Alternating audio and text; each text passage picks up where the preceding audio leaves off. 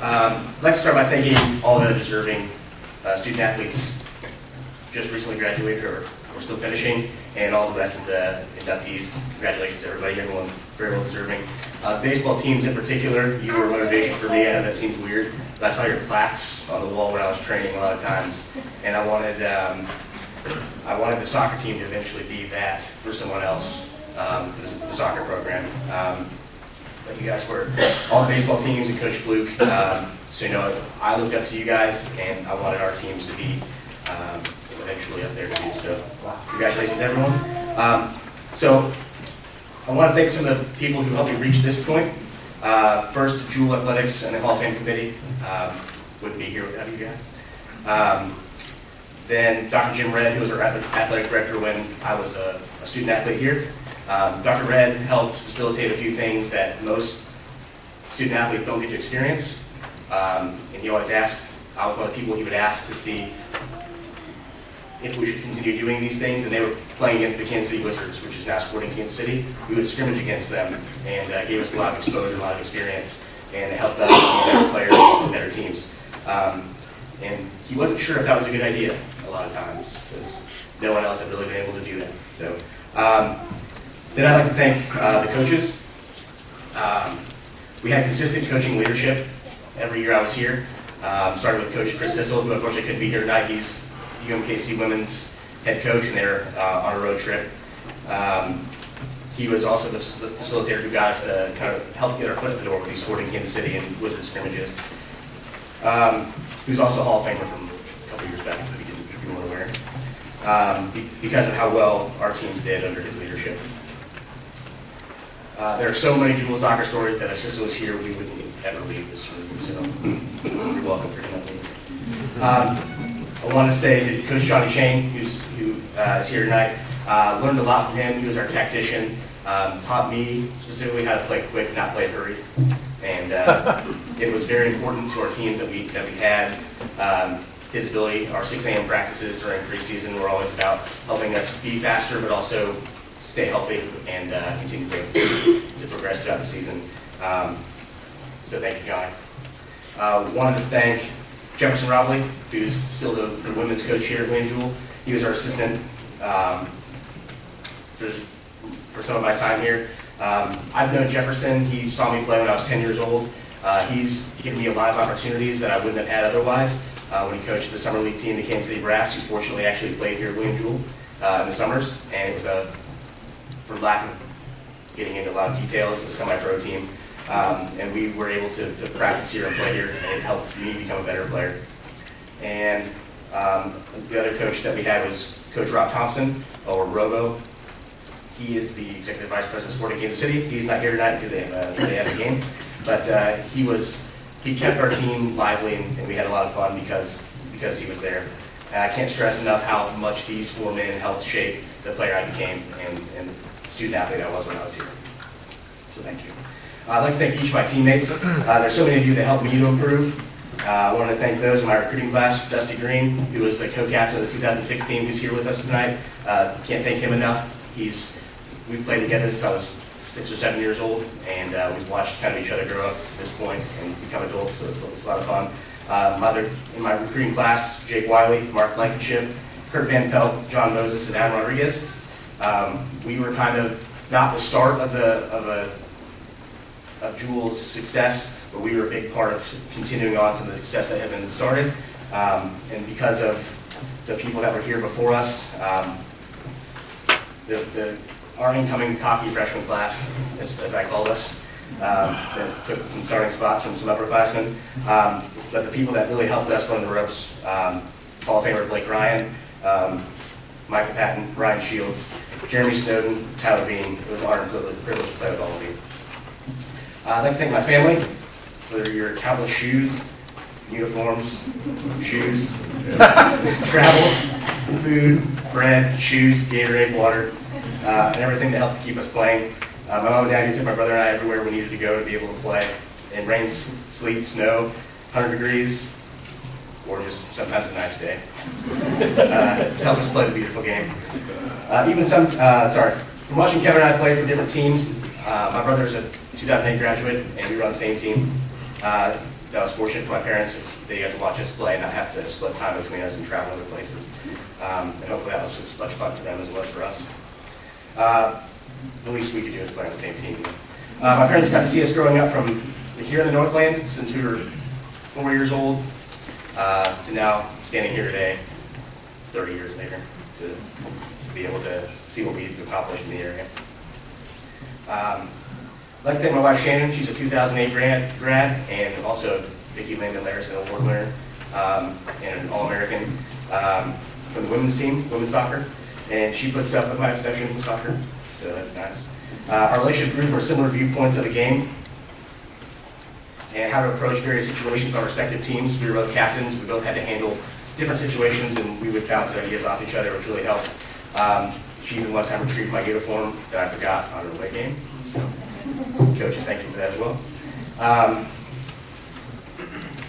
She saved the day, actually. We still go to games whenever we can. We actually sometimes plan vacations or other soccer games we can go watch and catch. So I'd like to thank my grandfather, Allan, and Bonnie for being here and driving from South Carolina to be able to witness this tonight. Thank you. But the one that I want to thank is my brother. None of this would be possible without you. I was able to do things on the field because I knew you were out there. You're the one reason I was able to be successful.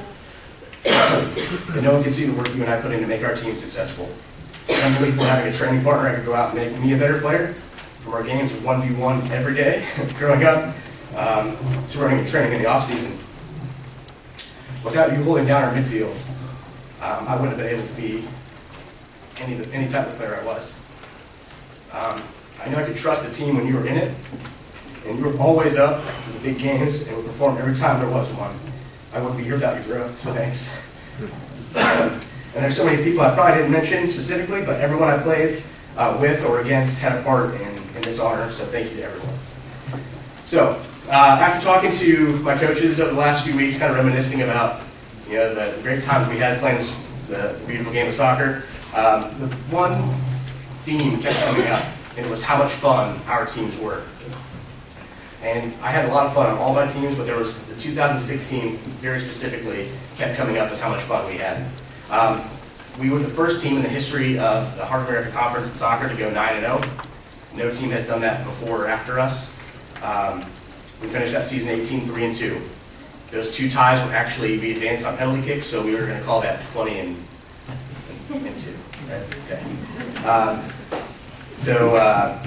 I realized at that time, I didn't realize how much fun it was because I was so busy participating and playing the game. So I look back and everyone tells me some of these stories, and I start remembering how much fun we were actually having while we weren't actually focused on the fun. But that team was really exciting. We were fast. We were really, really fast. We were electrifying, and we actually had, for the first time, that was my senior year in 4 years, having just the school behind us. And you could just feel an energy with the students and everyone here on how much fun we really had. So that team had so many weapons. If you took one away, we beat you with another one, and that's what was so much fun. If you tried to play a high press against us, we beat you by 10 goals. And we did that to a team. They're not very happy about that. If you tried to beat us up by physically playing against us, we would just outrun you and dodge the bullets you were throwing.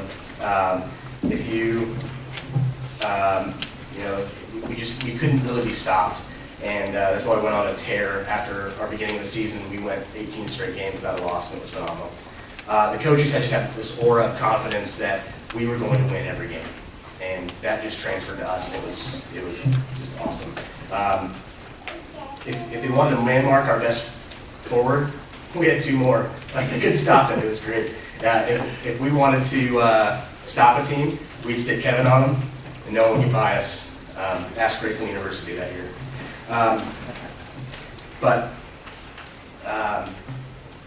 We were buzzed about Kansas City, not just at Jewell. We had multiple games of over 1,000 fans, games that looked like today's homecoming football game for our soccer team. And I can't remember another time that happened with us, and so it was really exciting to be part of that. Green Stadium was buzzing. We had fraternities out there cheering us on, and it's something that, again, you're so busy playing you don't realize until someone from the outside can look and see it. That team played soccer all of the time. I literally got into an argument with security on multiple occasions to have us keep the lights on so we could keep playing during the summers and at practice. And that's one of the reasons we were successful. You wouldn't believe how much we were on that field. So to kind of wrap up, some of the best memories from here at Jewell for me, before the turf field was put in, we played on the grass field up on the fraternity houses. And the fraternity guys would come out with couches and sit on the sideline and heckle the other team, and sometimes heckle us. And that just brought that excitement, and that's really kind of where it began. It was fun. So I just remember those guys being out there before the stadium turf was installed. Robo would want me to bring this up, that I called my shot at a game where I scored directly from a corner kick after telling Blake Ryan that I was going to do it. That was pretty funny to them. Blake had mentioned this in his speech for the Hall of Fame, and it was one of the best moments of my career at Jewell. But Baker University had guaranteed victory against us because they were so much better, so they thought. And we beat them in overtime. And we celebrated in front of their fans. And it was one of the best feelings because it would have been one of our first times beating a nationally ranked opponent. And it was just incredible feeling. I scored a goal against Graceland that Coach Sissel called special. It was really cold, and I remember not remembering much after it all happened because it was just a surreal moment. Another moment, beating Columbia College in overtime on one of the most ridiculous assists you would have ever seen from my brother. No one knew who actually scored it. It was from like 60 yards away. My brother hit the shot, and I actually flicked it in, but no one really saw it except the people closest to me. So half the team ran to me and celebrated because the game was over on a goal, and half the team went to him, but everyone celebrated. So it was crazy. And then my wife would say, getting oranges thrown at us after the game against Grayson would won the region championship. I didn't really understand at the time that we were going to Florida. That's why they're throwing oranges. She had to let me know. It's like, why are they throwing oranges at me? Florida, I get you. All right. And then advancing on penalty kicks in nationals twice to reach the Final Four. That was the time when Jewell was behind us. They had set up rooms here for us to be able to be seen by all the students to watch the games, and then a traveling contingent made it to the game to watch us play in the national semifinal. So it was great. So, and then the last thing I want to say is to my boys who are here tonight. I enjoy witnessing everything you do, and I hope one day you find that you're passionate about something like I was, soccer, and pursue it with everything you have. So once again, thank you to everyone who helped me. Thank you to my coaches. Thank you WJC Athletics, and congratulations to all the 2017 Hall of Fame inductees.